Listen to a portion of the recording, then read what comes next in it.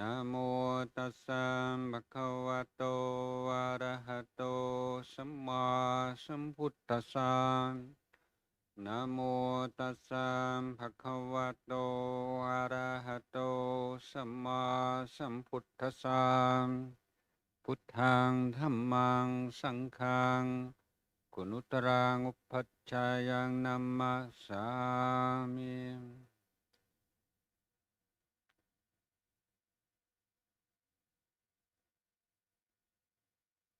So I will,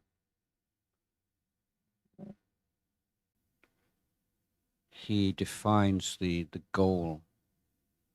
or the distinctive flavor of the teachings. He compares them to the taste of salt in the water that may be found in all the different seas and oceans of the world. That salty taste is common to the water in every sea, every ocean. And the Buddha said that in his teachings, which traditionally are numbered as 84,000, that there is a single taste, and that is the taste of liberation. So liberation is not only the goal of Buddhist practice, but it is the defining feature, the characteristic feature of all of the teachings. So if we examine the teachings, which, as I say, considered to be 84,000 in number, but we divide those into three categories of dana, sila, and pavana.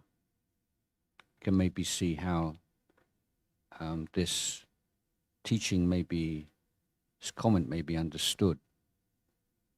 So we look at generosity, which is the foundational virtue of the Buddhist life, Buddhist practice. Giving, sharing is the practice which liberates us from stinginess and mean-mindedness and selfishness.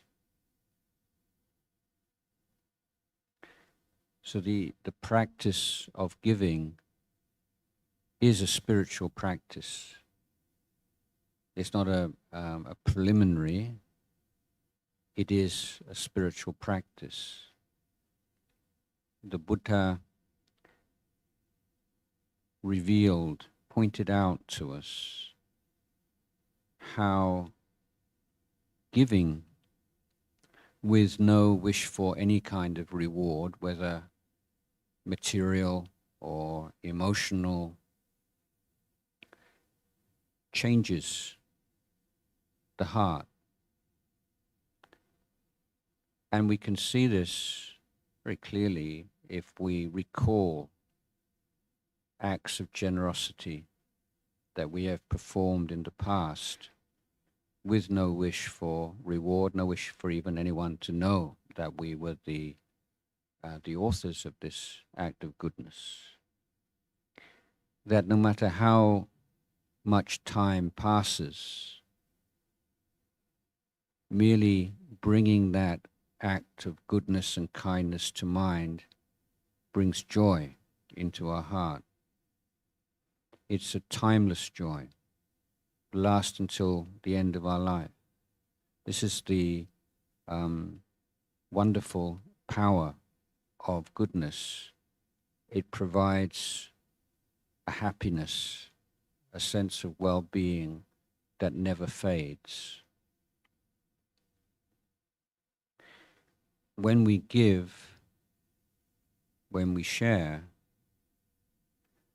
then we have to change our attitude to our possessions. The habitual reaction or attitude is, this is mine, keep away. The self-made man or woman says, I made this with like the sweat of my brow. If you want some, you go and work for them yourself. You know, this this is mine. And many people define their self-worth. They take pride in how much they have accumulated. I've made more money than you. I know I have I make more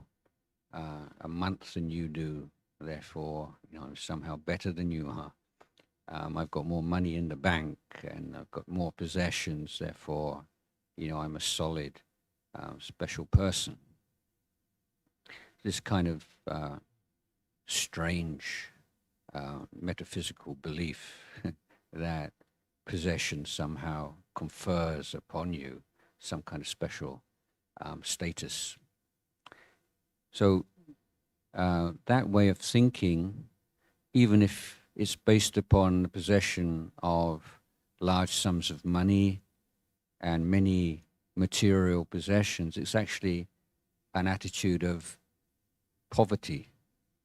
It's a very narrow, restricted, mean kind of idea. The heart shrivels and is sort of dark and mean.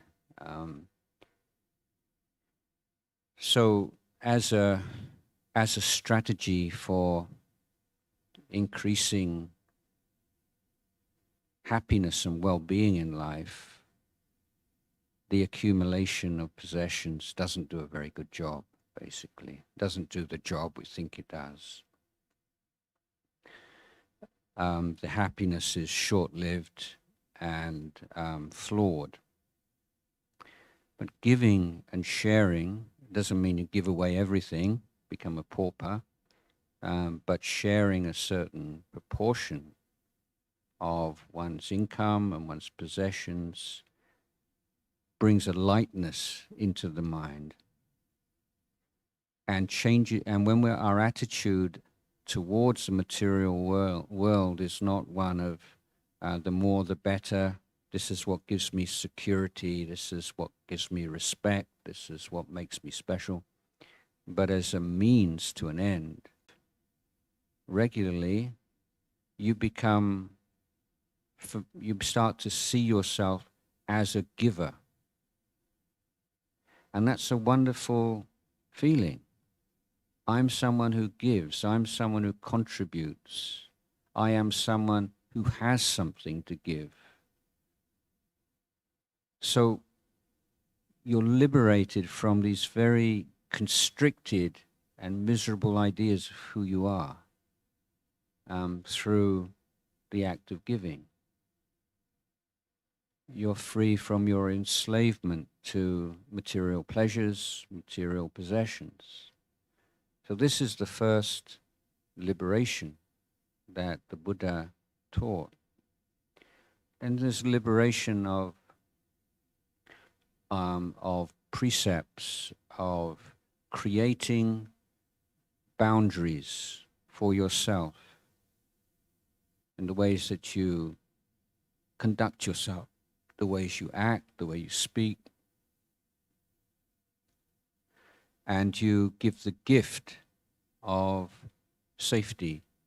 to all those around you. When you can tell people in your family and the people that you live with and work with that even though you still get angry sometimes, you will never abuse anyone physically or verbally because of that anger. Although you're still greedy, you will never take anything which is not given. Although you can still have sexual feelings for people who are not your spouses or your partners, you'll never act upon them. Although you feel embarrassment and all kinds of negative emotions that could be avoided by lying. You're not going to take that easy way out. You're not going to lie and cheat and deceive under any circumstances.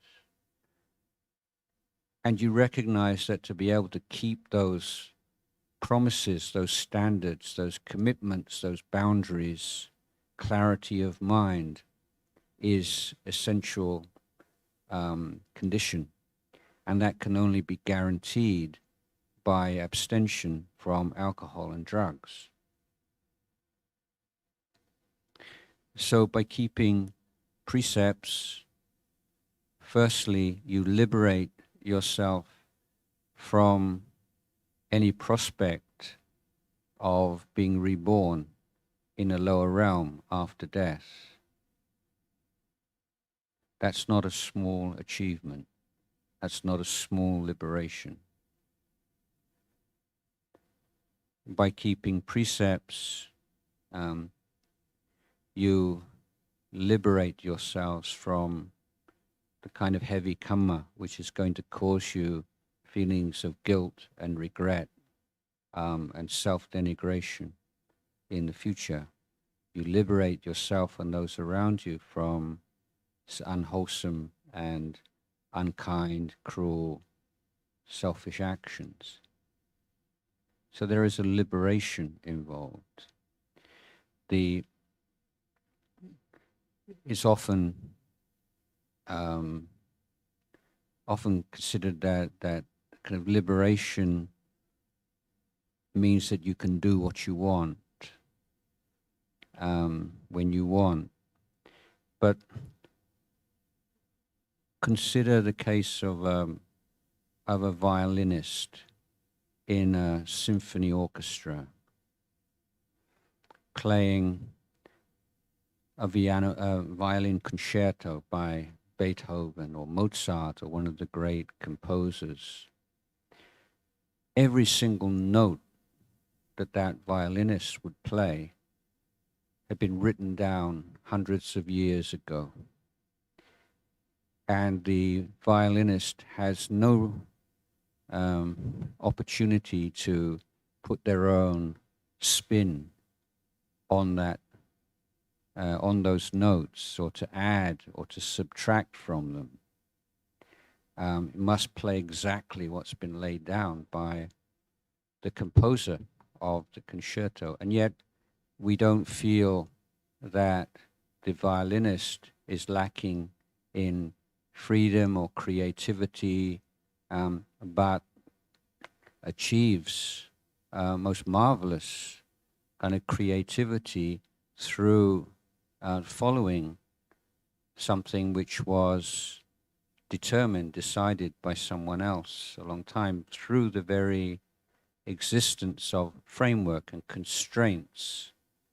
There is a very profound kind of liberation that can take place.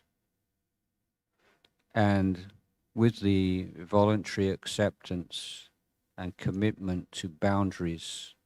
of action and speech and keeping precepts, that same kind of freedom and liberation can be experienced. So rather than feeling that one's actions and speech are being compelled, or that one's in a straitjacket of morality, one feels much more as if one is a violinist playing a concerto. Or another analogy, if you were to write down all the rules that you need to keep when you drive a car, you just think about it. Hundreds of rules. And yet whenever you drive a car, you don't feel that you're constrained by those rules at all. You've integrated them into your mind, and as you drive, it's a natural, you feel natural, even though it's far from a natural activity. It's a second nature, if you like. But this is the ease of the mind which has voluntarily accepted certain rules and procedures and protocols, things with a clear view in mind. But the most profound liberation comes through the training of the mind. When people start to meditate, the first reaction can be something like horror or depression. They're thinking, wow, just never knew all the stuff going on in my mind. It's like it's a mad world, and the extent to which we identify with every passing mental state, to the extent that we're blind to how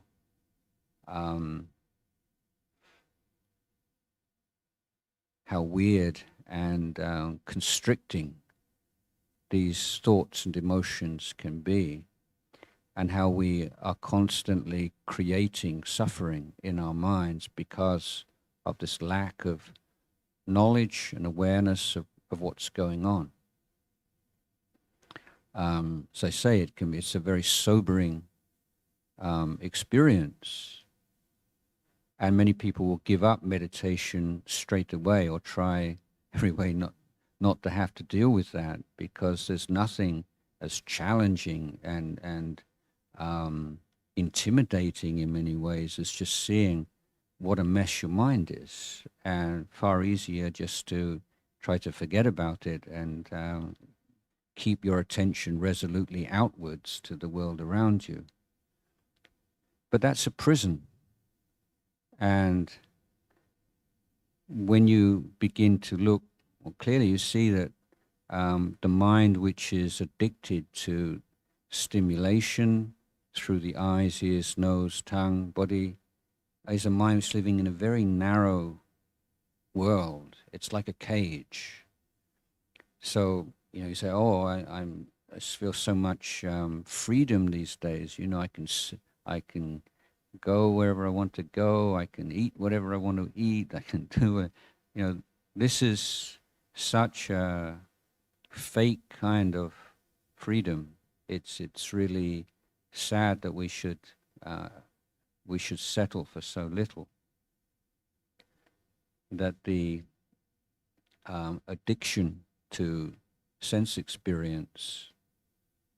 is such a sad mistake that we're all conditioned to make. But the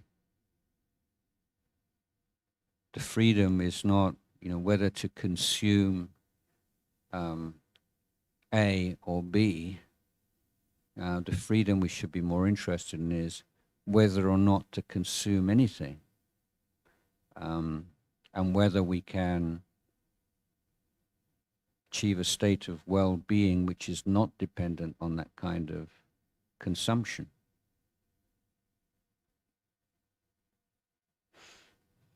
So the practice of meditation,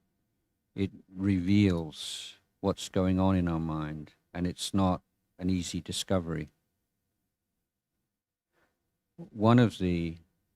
most astonishing things about the mind, considering how strong a sense of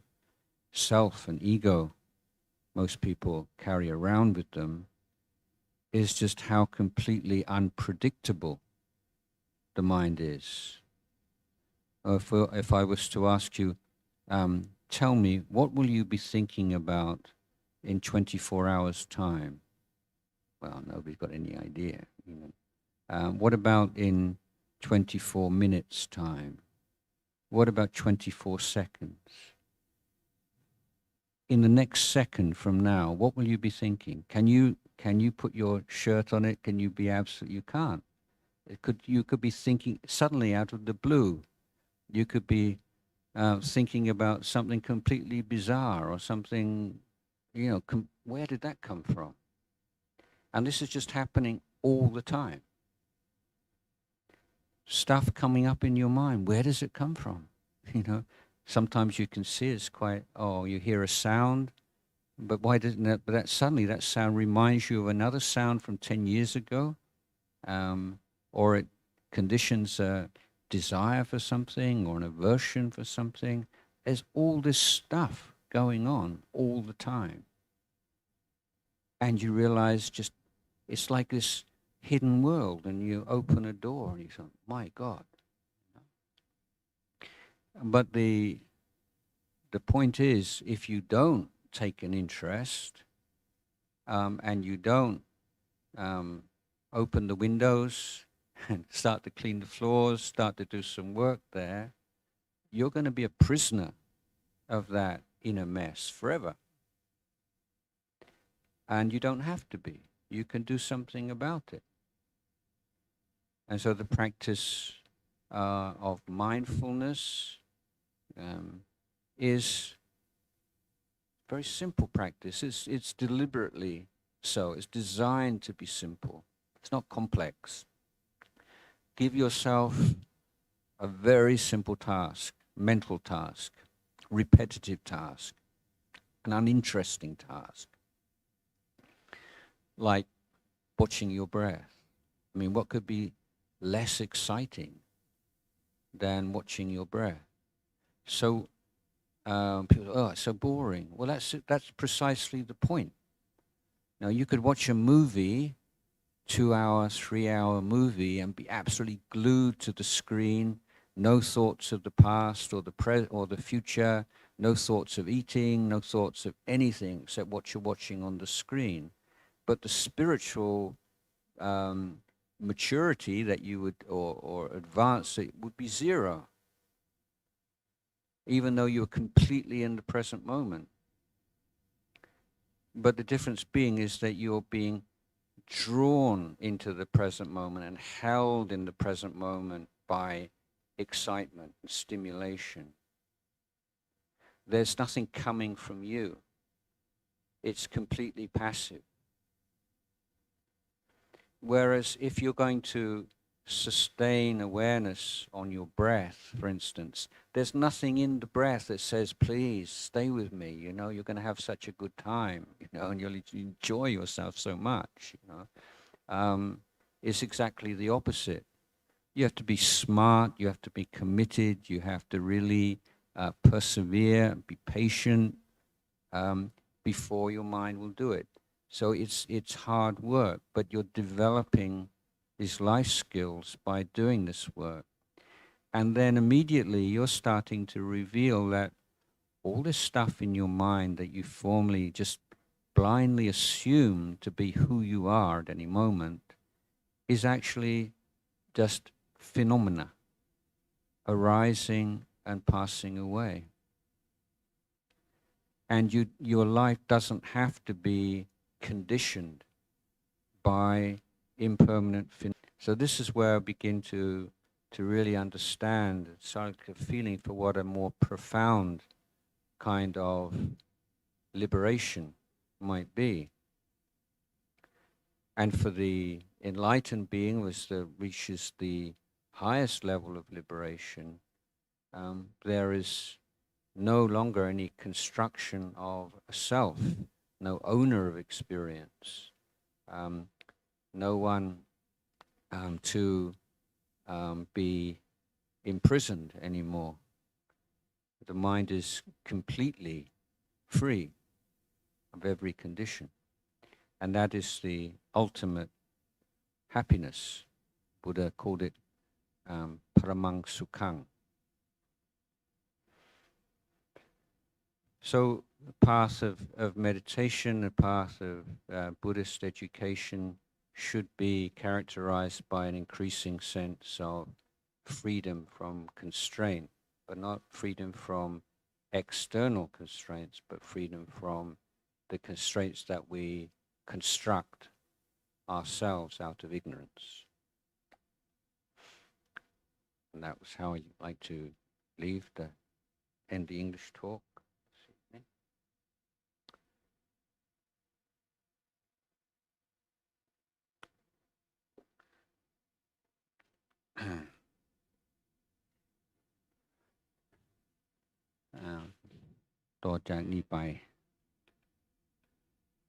แสดงธรรม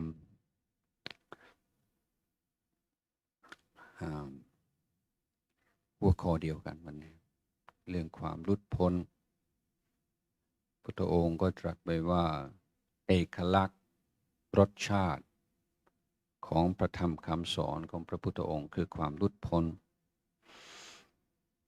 แต่ไม่ใช่ว่าความหลุดพ้นเป็นจุดหมายปลายทางหรือว่าเป็นผลสุดท้ายของการประพฤติปฏิบัติธรรมแต่ความหลุดพ้นคือรสชาติของคำสอนทุกๆระดับคำสอนพุทธองค์ 84,000 ปฐมขันธ์ล้วนแต่มีรสชาติคือความหลุดพ้นพระพุทธองค์ทรงเปรียบเทียบเหมือนรสของน้ำทะเลไม่ว่าทะเลไหนมหาสมุทรไหนก็มีรสชาติอันเดียวกันคือรสเค็มคำสอนพุทธองค์จะเป็นคำสอนที่ถูกต้องก็รู้ได้ว่าจากผลที่ทำให้จิตใจเป็นอิสระมากขึ้นการให้ทานเป็นการปฏิบัติเพื่อหลุดพ้นจากความตระหนี่จากความเห็นแก่ตัวความตระหนี่ความเห็นแก่ตัวความยึดติดในทรัพย์สมบัติเงินทองนั้นเป็นเรือนจำหรือเป็นกรง เราขังอยู่ในกรงคือความเห็นแก่ตัวมานานมากแล้วจิตใจที่คอยห่วงแต่ว่าของฉันของฉันของฉันเนี่ยมันจิตที่น่าสงสารแต่มันจิตที่ไม่เรียกว่าเป็นจิตนักโทษไม่เป็นอิสระเลยถ้าความสุขของเราขึ้นอยู่กับวัตถุขึ้นอยู่กับเงินกับทองกับโลกธรรมจิตใจก็คับแคบการให้ทานคือการเปลี่ยนความรู้สึกต่อวัตถุสิ่งของที่สมมุติกันว่าของเราเมื่อเราให้บ่อยๆความรู้สึกต่อตัวเองก็เปลี่ยนเราก็เริ่มมองตัวเองว่าเป็นผู้ให้ไม่ใช่ผู้อยากจนไม่ใช่ผู้ขาดแคลนไม่ใช่ผู้ที่อยากได้อยากมีอยากเป็นเราเป็นผู้ให้ไอ้สิ่งที่ให้มันก็ไม่ต้องอะไรมากมายหรอกมันอยู่ที่เจตนาจะให้เจตนาจะแบ่งปันที่ทำให้จิตใจเราสูงขึ้นเบาขึ้น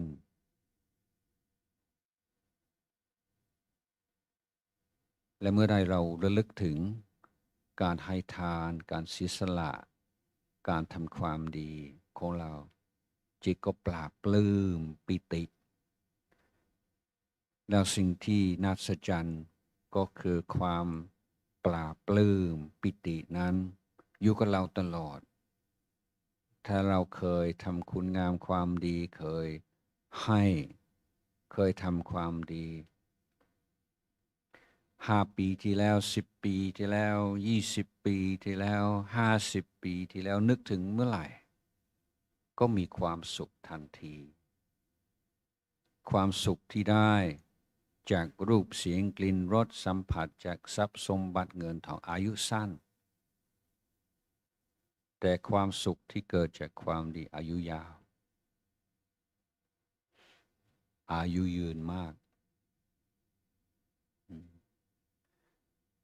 นั้นจิตที่ชอบให้เป็นจิตที่ร่าเริงที่มีความสุข ได้อะไรมาเนี่ยบางความคิดที่พุทธขึ้นมาในใจว่าโอ้นี่ดีมากนะแม้ชายคนเดียวเสียดายเนาะแบ่งให้คนอื่นบ้างแบ่งให้คนนั้นบ้างโอ้เรื่องนี้ผมชอบไหมก็ชอบเหมือนกันแต่ว่าเพื่อนเขาชอบมากกว่าเราเยอะ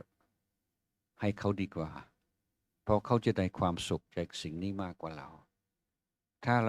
ราได้แล้วได้ความสุขแค่นี้ทั้งที่เพื่อนได้ความสุขมากกว่าเสียดายความสุขที่ควรจะเกิดขึ้นในโลกให้เขาดีกว่ามันจะมีความคิดแบบนี้ครับใช้คนเดียวนี่เสียดายให้คนอื่นดีกว่า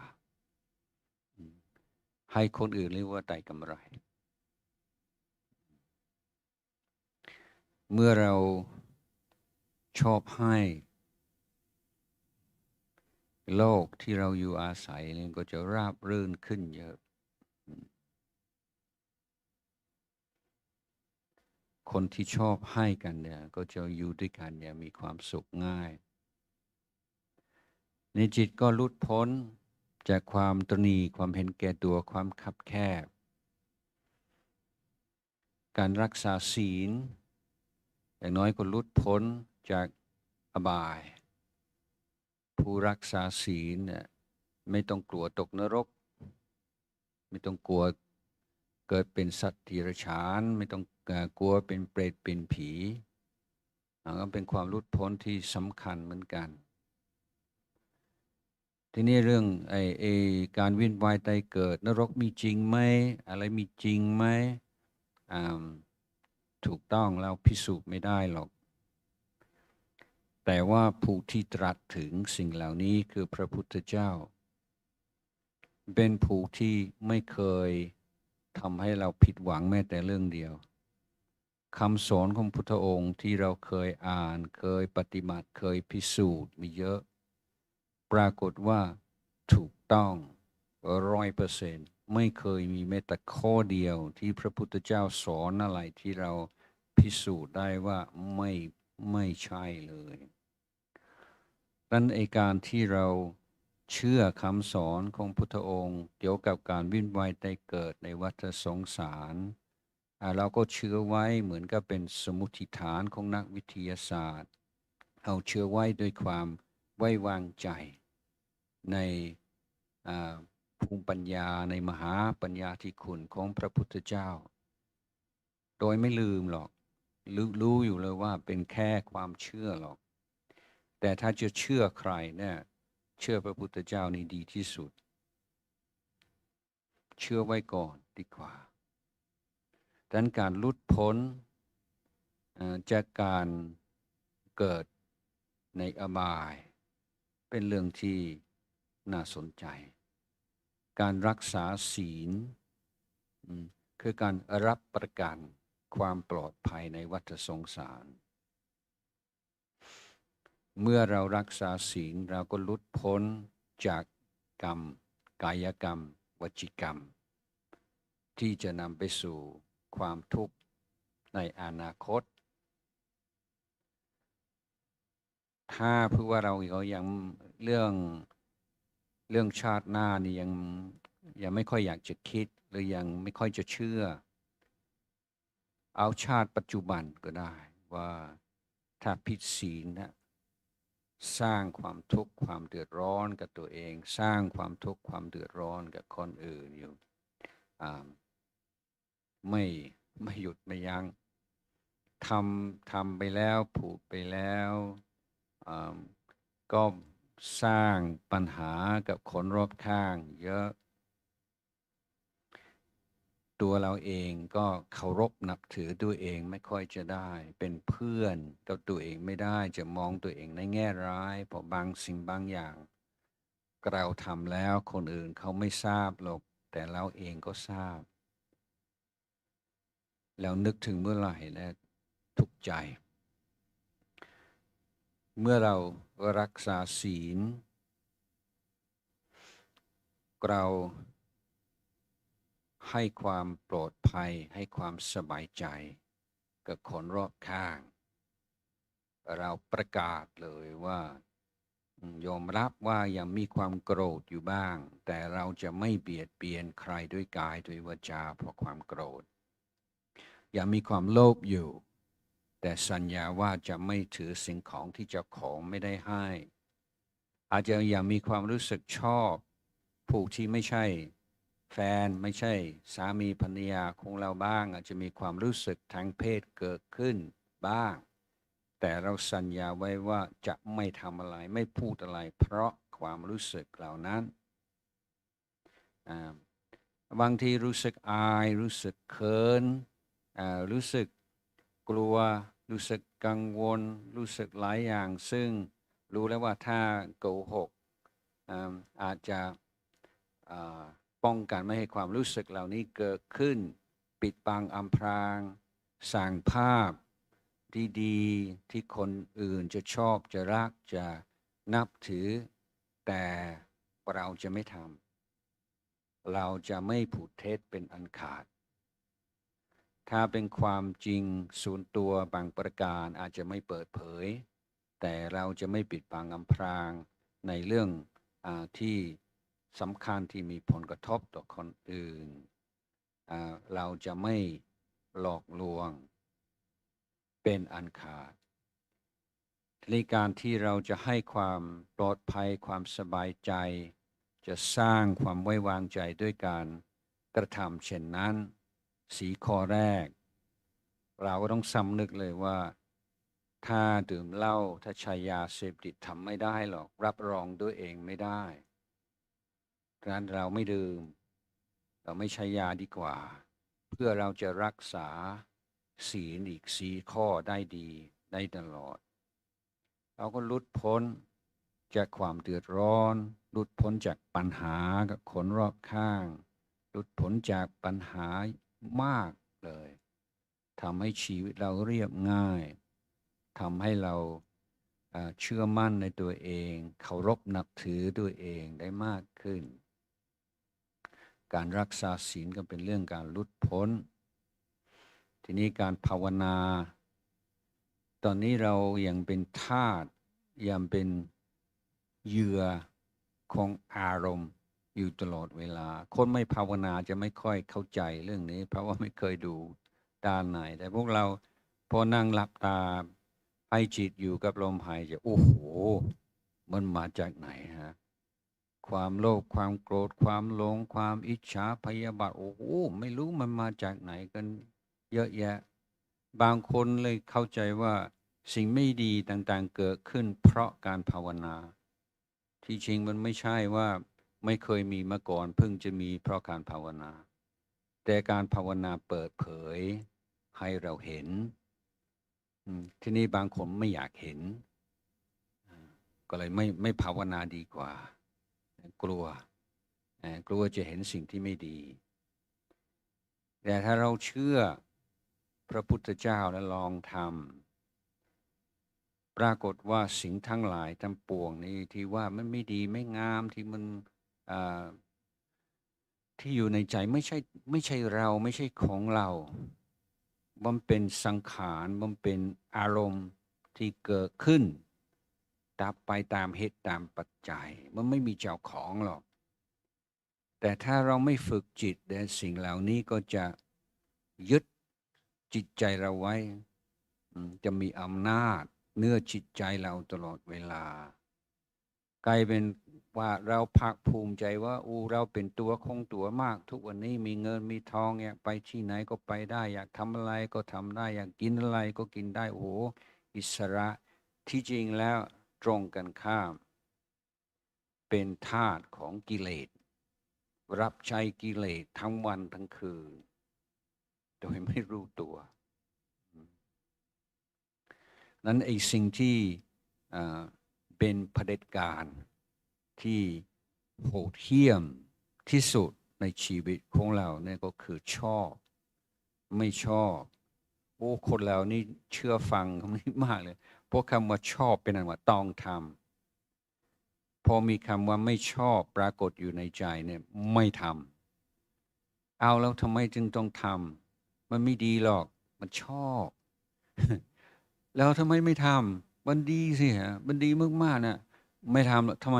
ไม่ชอบโอ้เนี่ยคนที่อยู่ใต้อำนาจของเผด็จการคือชอบไม่ชอบ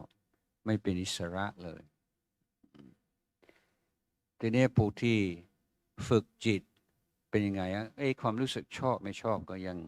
จะมีอยู่บ้างเหมือนกันแต่ว่ามีคำใหม่ว่าถูกต้องตอนนี้คำว่าถูกต้องเริ่มปรากฏแล้วนี่ชอบไหมชอบเหมือนกันชอบมากเอาไหมไม่เอาทำไมมันไม่ถูกต้องอืมอะไรเรื่องนี้ชอบเหรอไม่ชอบเหมือนกันเอาแล้วทำไมต้องทำเพราะมันถูกต้องเนี่ยคือจิตมันเปลี่ยนใช่ไหมอ่ามันมีกำลังของมันมากขึ้นมีกำลังที่จะทำสิ่งที่ถูกต้องทางที่ไม่ถูกใจอ่ามีมีกำลังมีสติปัญญาที่จะไม่ทำบางสิ่งบางอย่างทั้งที่ชอบเหลือเกินอันนี้ก็คือความเป็นอิสระที่เราต้องการแต่เราต้องฝึกจิตให้มีสติให้รู้ให้เห็นอารมณ์ทั้งหลายว่าสักแต่ว่าก็เรื่องแค่นั้นแหละแค่ความคิดแค่ความรู้สึกแค่ความจำมันก็เป็นเรื่องแค่นั้นแหละไม่ต้องไปเอาจริงเอาจังกับมันมากไม่ต้องไปหลงไหลกับมันมากไม่ต้องไปเชื่องมงายในอารมณ์มันมาก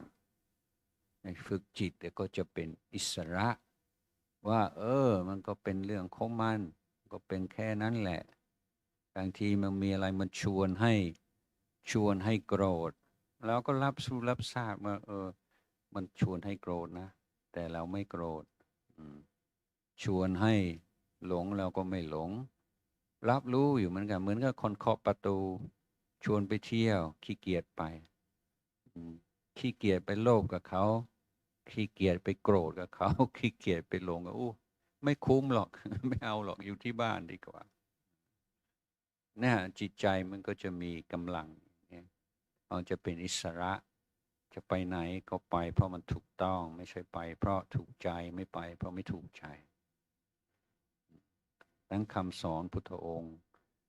ถึงเน้นในการประพฤติปฏิบัติเรื่องทานเรื่องศีลเรื่องภาวนาเพื่อจะได้หลุดพ้นทุกก้าวที่เดินจนถึงความหลุดพ้นอันสูงสุดนะคือพระนิพพานเอาละวันนี้ก็พอสมควร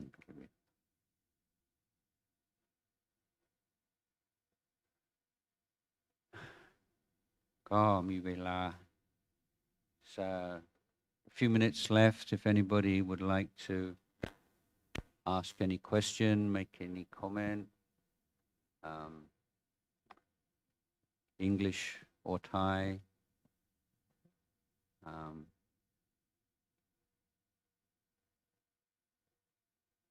You can ask in Swahili if you like, but I'd have to run it through my Google Translate on the telephone.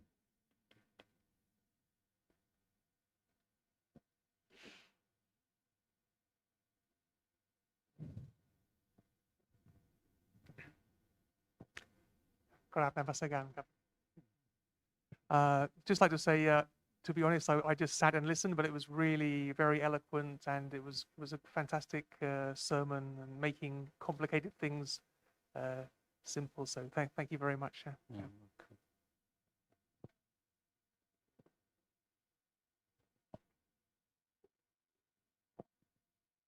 There's a famous saying of Albert Einstein.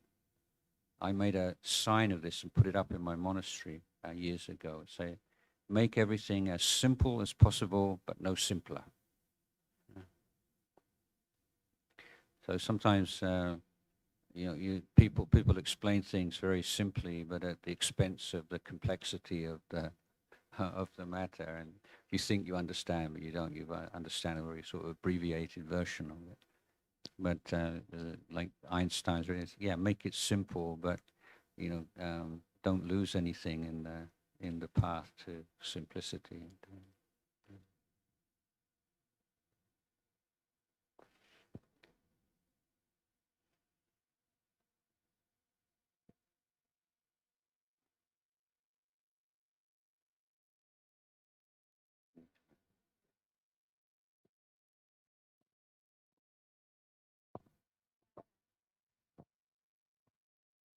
ความโกรธให้เปรียบเหมือนคนมาชวนเราไปเที่ยว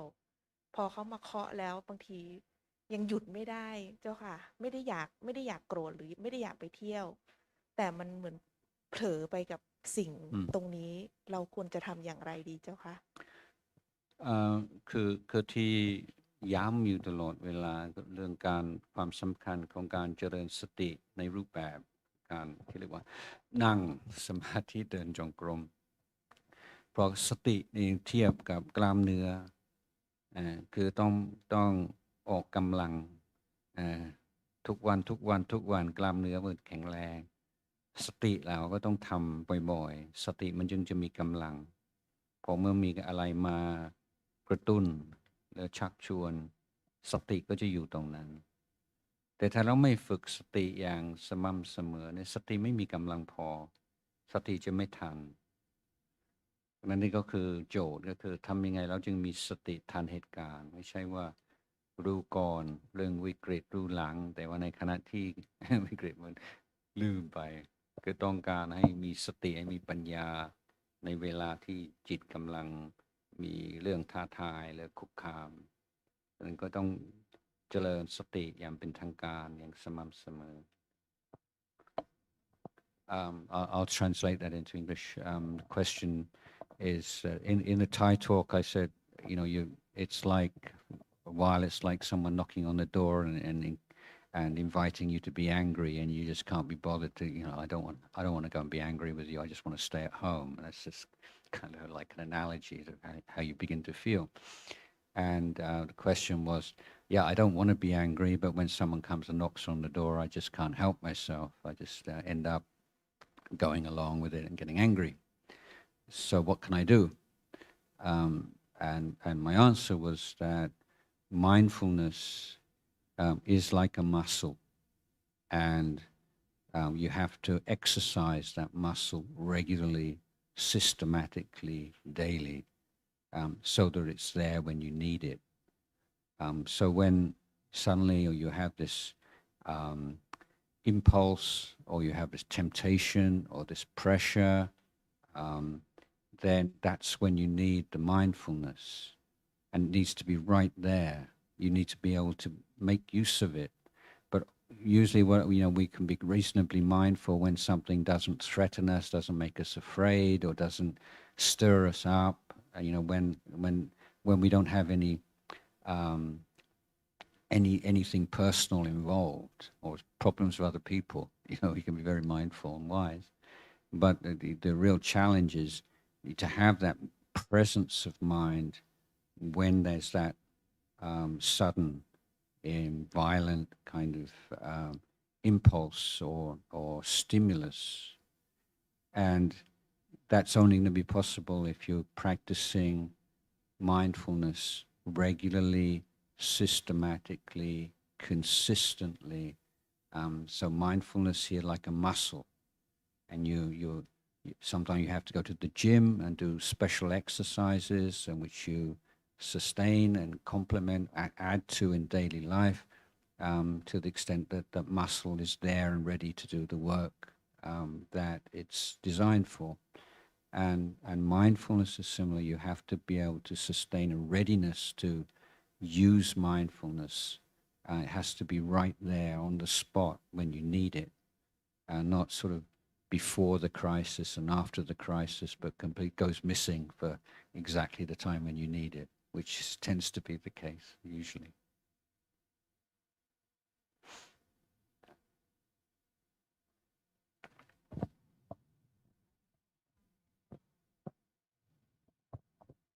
อยากจะขอคำแนะนำจากพระอาจารย์ว่าถ้าเราฝึกนั่งสมาธิแล้วเนี่ยไปสักระยะหนึ่งแล้วเนี่ยเรารู้สึกว่าพอนั่งแล้วเนี่ยจิตเราไปคิดอย่างอื่นแล้วเราก็เรียกกลับมาคิดอย่างอื่นแล้วก็เรียกกลับมาแต่พอเราฝึกไปคือช่วงนี้ก็จะนั่งสมาธิทุกวันแล้วฝึกทุกวันแต่ก็รู้สึกว่าตัวเองไม่ค่อยพัฒนาขึ้นเท่าไหร่ก็คือมันก็จะเป็นเหมือนเดิมคือสติหลุดเรียกกลับมาแล้วก็เรารู้สึกชินกับสิ่งนั้นไปแล้วก็เลยอยากจะขอเทคนิคว่าเราจะต้องมีเทคนิคยังไงที่จะทำให้เราพัฒนาขึ้นค่ะหนึ่งต้องทำมากขึ้น มันยังไม่ถึงที่ของมันสองในเรื่องผลของการภาวนาบางทีมันเกิดผลในชีวิตประจำวันหลายอย่างที่เราจะมองข้ามพอเราคิดว่าผลก็คือความสงบคือการเข้าฌานหรือว่าแต่ถ้าเราดูคุณภาพชีวิตดูคุณภาพจิตในชีวิตประจำวันมันเป็นเรื่องของ incremental gain ก็คือมันเป็นทีละเล็กทีละน้อยจะสังเกตว่าความใจเย็นความอดทนก็มากกว่าแต่ก่อนความรอบคอบความเมตตากรุณาความละอายต่อบาปความเกรงตัวต่อบาปคุณธรรมไล่แล้วคุณธรรม12ประการมันก็มีเพิ่มขึ้นแต่ว่าในขณะที่ภาวนาเราอาจจะไม่รู้สึกมันจะรู้สึกคล้ายเดิมเหมือนเดิมแต่ที่จริงมันก็มีการพัฒนาอยู่แต่เรื่องการภาวนาถ้าจะให้มันก้าวหน้าเนี่ยก็จะต้องลงทุนกับเวลาคือไม่ทราบว่าปกตินั่งสักนานเท่าไหร่มันคือถ้าสมมติว่าโยมหลับ8 ชั่วโมงเป็น16 ชั่วโมงก็เป็นการไม่ทำ15 ชั่วโมง50 นาทีกับทำ50 นาทีมันไม่ค่อยจะสมดุลกันคือ10 นาทีจะน้อยไปหน่อยถ้าเพิ่มได้เป็น30 นาทีหรือ40 นาทีก็ดีคือถ้าสมมติว่าเราตั้งใจจะเพิ่มเดือนละ5 นาทีภายใน1 ปีมันก็ได้นะฮะคือเหมือนโยคะหรือเรื่องอย่างอื่นคือไม่หักโหมแต่ค่อยๆเพิ่มครับ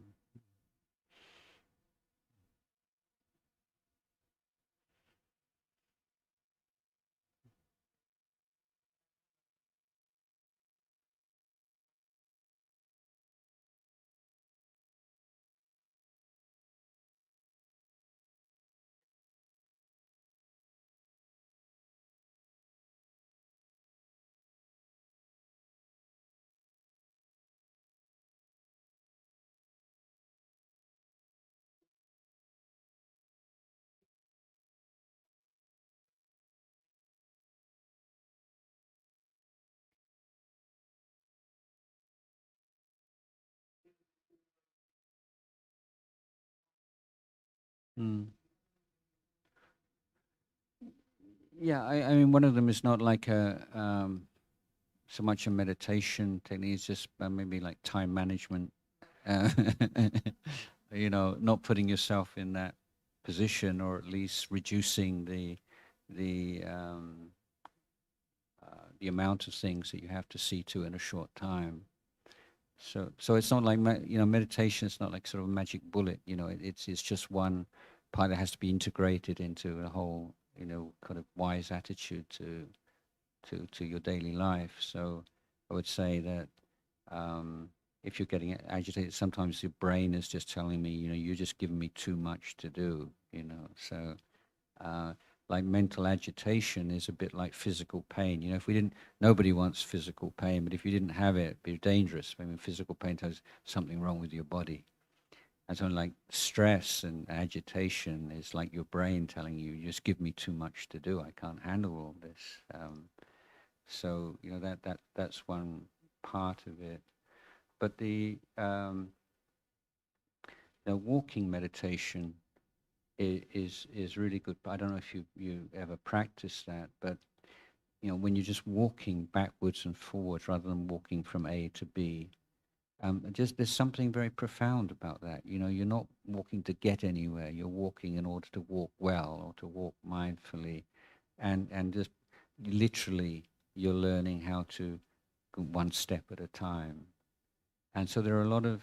lessons you can pick up in walking meditation that are easily applied to daily life in a way that's not necessarily true of the sitting meditation. Because when you're walking, the whole the movement of the body, it means you can't get so still as you can when you're sitting and you've got your eyes open. So the difference between the kind of mind that you can cultivate in walking and mind in daily life is not so huge, and it can feed into daily life and just that. Yeah, right now I don't have to think about anything. I'm just going to, walking up and down and having that as a kind of a muscle memory, if you like, of being able to do one thing at a time, one step at a time. But it is a real challenge, and it's just one of those things that if you keep doing it, you get better at it, basically. I mean, it's a cliche, but it's as simple as that. Practice makes perfect. You just keep doing it. And you learn, as I say, some things you really don't have to do all at the same time, and you can arrange your schedule a bit better, probably.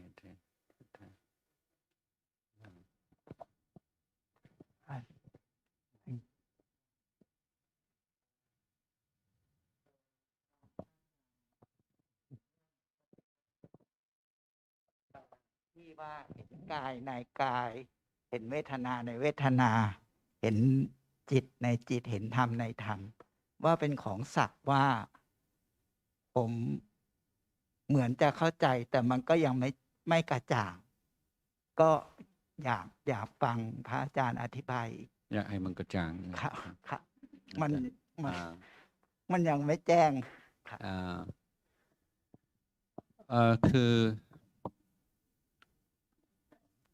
คือการคำนี้ว่ากายในกายว่าเวทนาในเวทนาเนี่ยมันมีสองในแรกก็คือภาษาบาลีเนี่ยจะต่างกับภาษาไทยภาษาอังกฤษว่ากายก็มีสองความหมายก็คือกายทั้งปวงความหมายที่สองคือแต่ละชิ้นแต่ละส่วนของกายก็เรียกว่ากายเหมือนกันถ้าเราถือกาย32อาการ32กายหนึ่งก็คือกายทั้งปวงอาการทั้ง32ประการถ้าเราเลือกอาการหนึ่งใน32ก็เป็นกายหนึ่งในกายทั้งปวงเรียกว่ากายในกายเวทนามีสุขมีทุกข์มีเฉยก็เวทนาหนึ่งใน3ก็ทุกขเวทนาก็เป็นการดูเวทนาหนึ่งในเวทนาทั้ง3จิตก็มีจิตมีโลภจิตมีโกรธจิตมีหลงก็จิตหนึ่งในจิตทั้งปวงธรรมก็ทำโดยสรุปในภาคปฏิบัติเราก็ถือว่าเป็นเรื่องของนิวรณ์5กับโพชฌงค์7ข้อดังนั้นก็หนึ่งในธรรมทั้งหลายก็เป็นธรรมในธรรมอันนี้ก็ในหนึ่งในที่สองก็คือเห็นกายในกายก็คือเห็นความเป็นกายในกายเห็นความเป็นกายหมายถึงสักแต่ว่ากายเห็นว่ากายว่าสักแต่ว่ากายไม่ใช่เราไม่ใช่เขาไม่ใช่ของใครเห็นเวทนาเป็นสักแต่ว่าเวทนาไม่ใช่เวทนาของเราไม่ใช่เราสุขเราทุกข์เราเฉยเห็นว่าเวทนาสักแต่ว่าเวทนาก็แค่เวทนา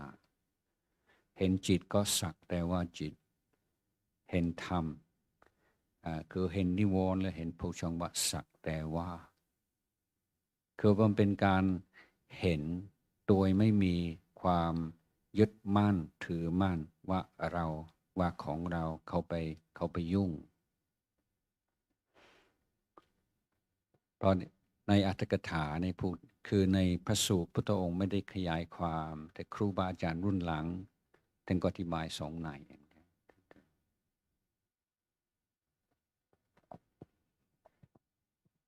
Thank you, Prajan. So this is the time we have for today. Let's pay our respect and expression of gratitude for Prajan. กราบ